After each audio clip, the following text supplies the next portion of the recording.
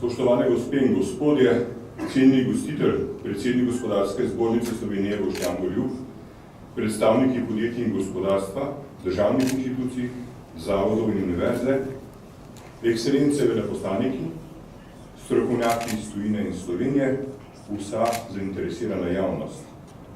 Z veliko častjo sem sprejel povabilo do imenu Državnega sveta, drugega doma našega parlamenta, to spremim današnji dogodek.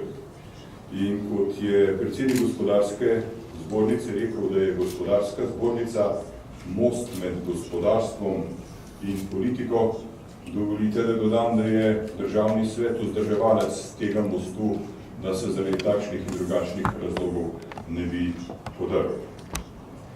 Politika in gospodarstvo sta torej tesno povezana. V Državnem svetu se trudimo biti stičišče med civilno družbo in politiko. Trudimo se biti križišče med različnimi idejami, med različnimi dejavnostmi in interesi in prenašati potrebe, rešitve in želje civilne družbe iz sfer gospodarstva, kulture, znanosti in drugih oblik družbenega udejstvovanja v institucionalni del politike, to je v njen zakonodajni in izvršni del. Oba pomembno krojita okolje, v katerem državljani delamo in živimo. Tudi dinamika hitrejšega doseganja višje dodane vrednosti, o kateri danes toliko govorimo, je neposredno povezana z vsemi potrebnimi ukrepi, na katere ima ključen vpliv prav politika. In to z ustvarjanjem ugodnega gospodarskega okolja, zmanjševanjem birokracije, s prijaznejšo upravo in tako dalje. Državni svet pomembno se ustvarja politično klimo in z mnenjem opozarja vlado in ministerstva na pomanjkljivosti in možne boljše rešitve. In če pogledamo naš politični sistem, je Državni svet varovalka, ki v politično odločanje vnaša tudi pogled tako imenovanega realnega sektorja, ki mu politični odločevalci včasih premalo pozorno prisluhnejo.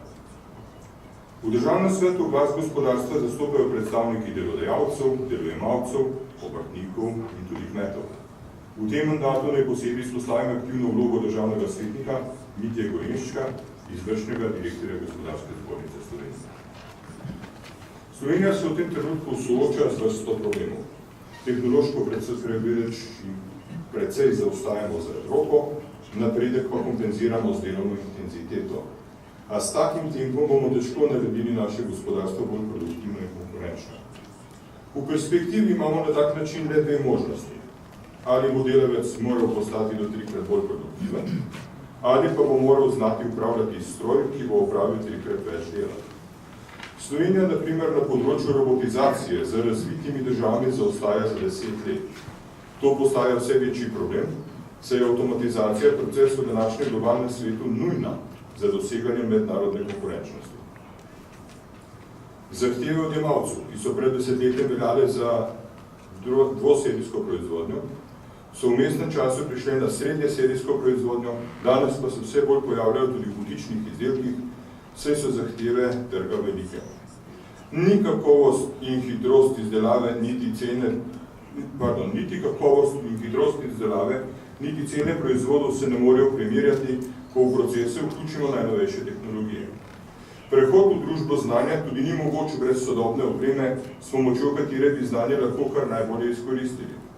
Nimamo smišljenih transferjev tehnologije v obrt in podjetništvo, na kar nas nenehno in redno opozarja OECD. Po drugi strani, gospodarstvo bremenjuje velike anomalije v izobraževalnem sistemu. Sistem se bo preprosto moral prestrukturirati. Zavedati se moramo realnosti. Naše gospodarstvo potrebuje znanje, veščine in spretnosti. Naš šolski sistem proizvaja kader za svetovni trg, ne pa tudi za naša podjetja v meri, kot jih potrebujemo. Slovenija mora postaviti strategijo in koncept aktivne stimulacije avtomatizacije in robotizacije industrije ter integracije pametnih tehnologij v obstoječe procese. Ko govorimo o lesni verigi, lahko pritrdimo tistim, ki menijo, da je les kot surovina in material slovensko bogatstvo. Naša alternativa nafti, zlatu in diamantu. Vrsto let smo ga zanemarjali.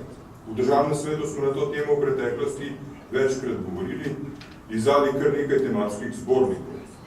Priložnosti, ki jih res ponuja gospodarstvu, je res ogromno. V luči sodobnih podnebnih izzivov pa je usmeritev k trajnostnemu in krožnemu gospodarstvu velik izziv prihodnosti človeškega bivanja in rdeča nit naših aktivnosti danes za jutri, oziroma zagotovo eno od področij z visokim potencialom razvoja in povečanja dodane vrednosti.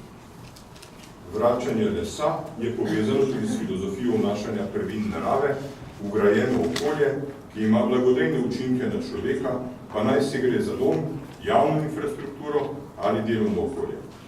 Nenazadnje je zanimiv podatek, da povprečni prebivalci Evropske unije v vgrajenih objektih preživimo 90% svojega življenjskega časa, zato nikakor ni vseeno, v kakšnih stavbah živimo in delamo. In vi tukaj imate rešitve. Spoštovani, naj počasi zaključim s spodbudo in politično zavezo. Slovensko gospodarstvo namreč nima bolj iskrenega in bolj glasnega zagovornika, kot je Državni svet Republike Slovenije. Organ, ki ga vodim že leto, ni nek odtujen politični organ, zlasti ne tisti v trebušni vodnini, kot včasih zaslišimo s posmehom kolegov prvega doma, temveč je lahko učinkovito in močno orodje z neposrednim vplivom na ključne politične in zakonodajne procese v naši državi.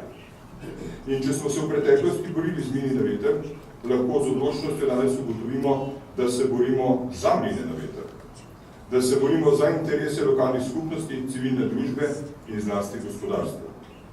Prihaja čas, ko bo tudi vlada morala reči Bogu Bog in sprejeti odločitve, ne le obljubljati ukrepe in reforme brez konkretnih zavez in pogovorov. Država ni mediator socialnega dialoga, čeprav si to sama sebi pripisuje.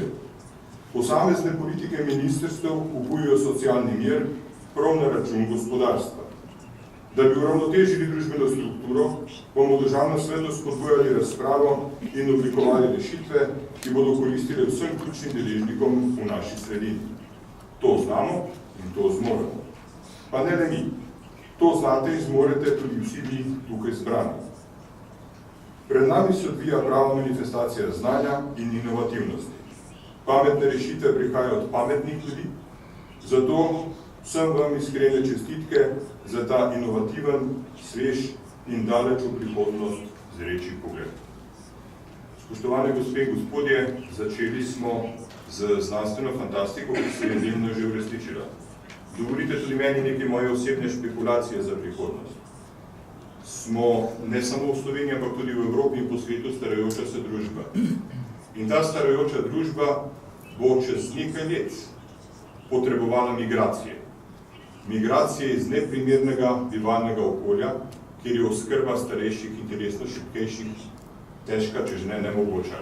V okolje, kjer bo to možno z manj sredstvi, manj ljudmi, z manj resursi naslov. Pametne rešitve, ki jih lahko Slovenci ponudimo, niso dovolj pametne le za nas, so tudi dovolj pametne za svetovne trge. In nek znanec mi je nekoč rekel, ko sem gradil hišo, sem najprej nosil denar v aktoki in vozil gradbeni material domov na tovornjaku, ko sem jo pa znotraj opremil, sem vozil skoraj denar v tovornjaku in opremo nosil domov v aktoki. Veliko je poslovnih priložnosti, kjer se lahko Slovenci z lesom, znanjem in integracijo sodobnih tehnologij izkaže. Pametne hiše in pametna vsebina teh hiš, pameten način povezovanja, pameten način oskrbe in kakovostno življenje starajočim se generacijam. Zato lahko poskrbimo in s tem se lahko izkažemo v svetu. Želim vam veliko uspehov, želim vam, da bi pozabili, da smo Slovenci, ki smo radi na vse radi skregani med seboj. Želim vam, da se povezujemo in skupaj dosegamo rezultate, ki nas bodo ponesli v svet. Hvala lepa.